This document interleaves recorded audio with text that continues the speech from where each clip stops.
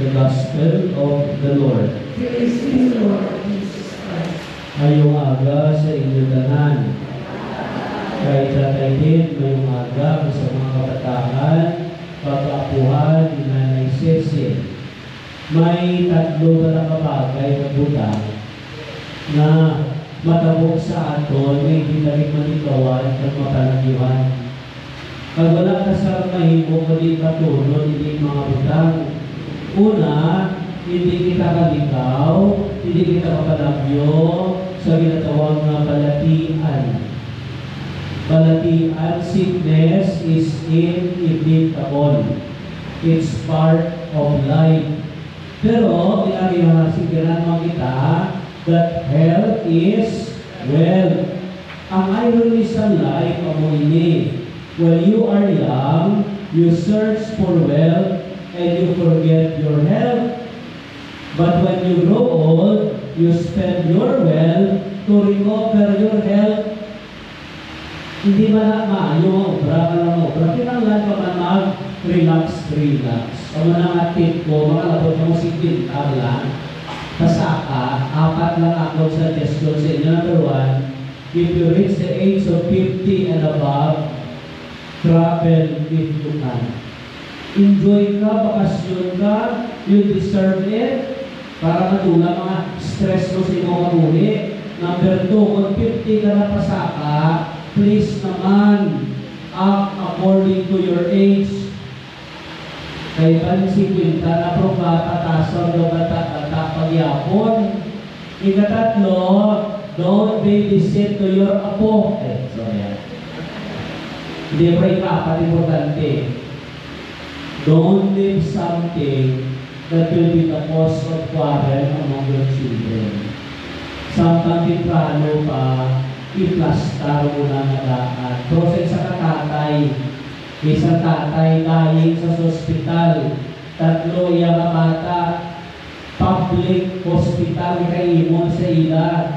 Ang doktor mag-assist kay dying na sa silingsang tatay, anak sa magulang. Ang mga subdivision dito sa may Fairview, hindi mo mapabayaan ha.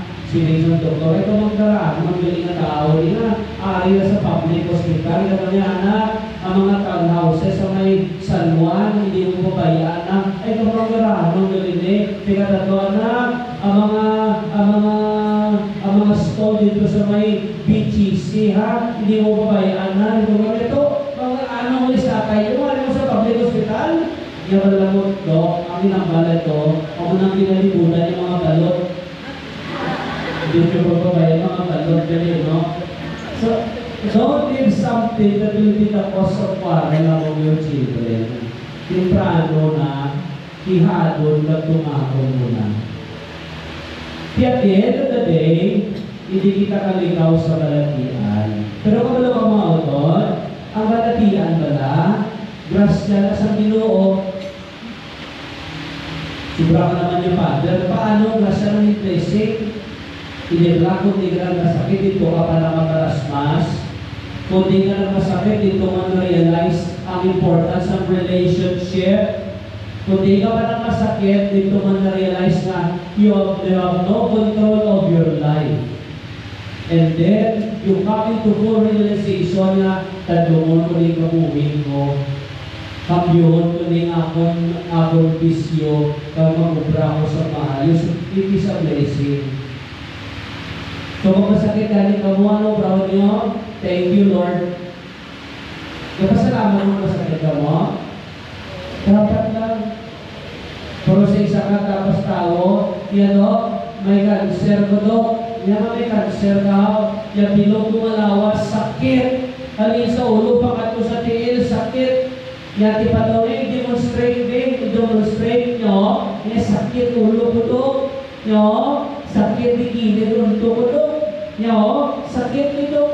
O, sakit nito. Yung gabilakat na pa-laboratory ko, pa-MIR ka, pa-ano na gali, pa-ultrasound ka, tanan-tanan, pa-CT scan ka, ay pagkuha sa result niya, gatib tanan. Yan na silin mo, may cancer ka, tanan may sakit. Yan yung mas may tuwan nyo, sakit ito ko, sakit sakit dito ko, sakit dito ko, sakit dito, kung doktor niya, ay, ari din sakit ko, ari sakit. That's why, no, masakit ka mo, pasalamat mo sa Ginoo.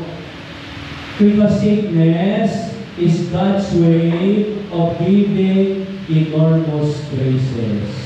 It is also God's way of preparing you so that when you encounter the Lord, ready ikaw, handa kang tapos ikaw. You see? Blessing. Ikadua, hindi kita malikaw sa kalatian. Ikadua, hindi kita malikaw sa katigulangon. Kaya natin nanay Cecil, 87,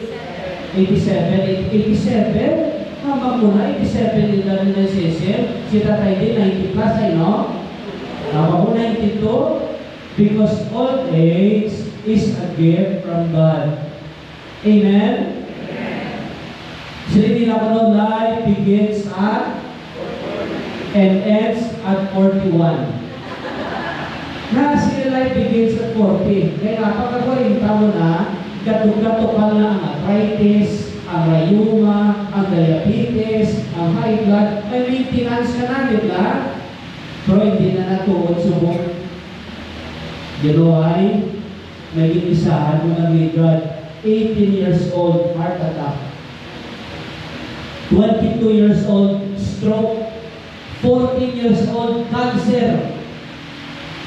Hindi na truso bumaw because of life. Ang stress, ang number one na killer. Pamumurog na palimugan nyo, kaka-stress mo sa end of the world. Ako yung end of the month. May katapulan, napalaitan mo. So, mga brothers and sisters, si Nanay Cecil, 87, grabe, kung mong lifespan sa lalaki, sumo, kung kinalasta, tatay din, asa na lang si Sinta, 55, ang babae, asa na lang si Sinta, sino ni 60 din? Sadya hindi.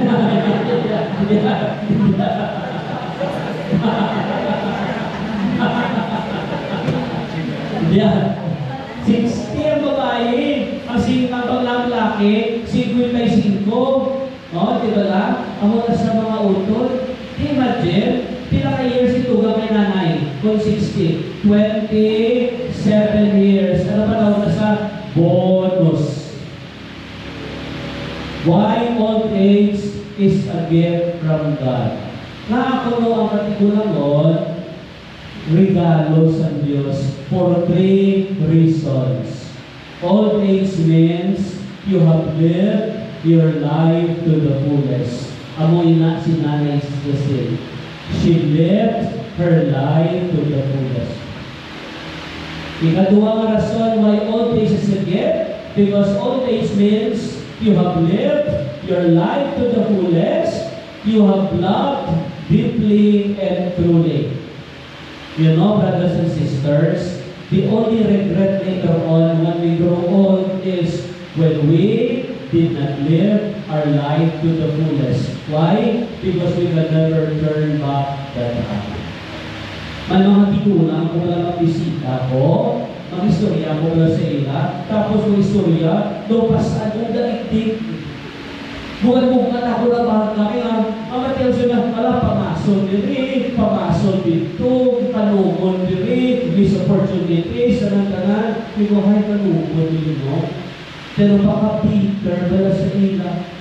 Pag God is so good, ikatuan sa pari, imbadisar mo din pataya niya, imbadisar, nanguntisar, kundi nakareconcile sa Diyos. May mga tigulang ako na-encounter, na tigulang ng media, tapos may istorya sila, pamuntan sa mga chatan ko, ka-inspire sa ako. Pagkatapos sila, what are the struggles nila, how they manage to survive, how they handle their problems, how they show their faith and trust in God, amidst trials and sufferings na overcome nila. Kag makita mo lang, fulfilled na sila na life. Kasi ay kanami, no? Well-spent life. Ang mga kay Nanay Cecil. She lived her life to the fullest. She loved deeply and truly. Ikatatlo, it is a blessing of all day because you let go, and you let God. She learned to surrender and trust everything to the Lord. Mission impossible, mission accomplished. But accomplish mo sa funeral day, you know why? Kay duwang fiesta subok, the feast of the Immaculate Heart of Mary, and the feast of Saint Anthony of Padua. You know what is happening right now in heaven? Alam mo na, I know I was there before it. Before kami, nagtuto. Dito sa heaven, makita mo every time this was revealed by Mama Mary to the 3 children in Fatima. Ano si Mama Mary? Every time my feast is being celebrated sa earth, sa heaven, nag-fiesta na sila. Wow! Si Nanay Cecil, inubong natin while there's a feast in heaven. Wow! God bless. Kasi palang, ikaw ni Mama Mary, kamong pamilya, palang, ikaw mo da, timangkot, walita da. Ay,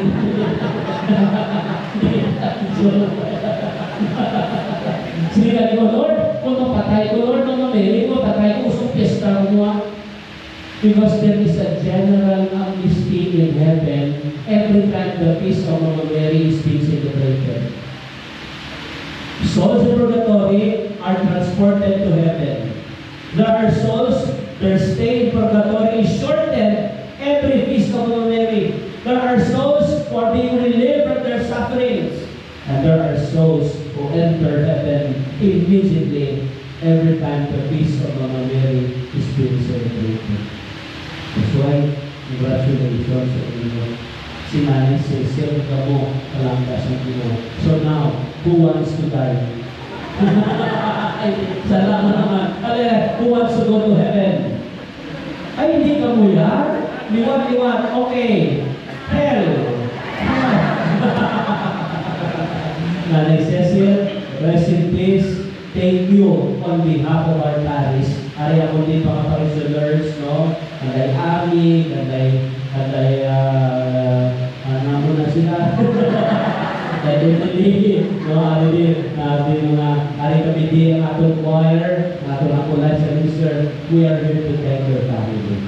And please pray for our parish, and for Nices, please intercede for us. Amen. Let us all rise and present our petitions for Heavenly Father. Lord, hear our prayer. Lord,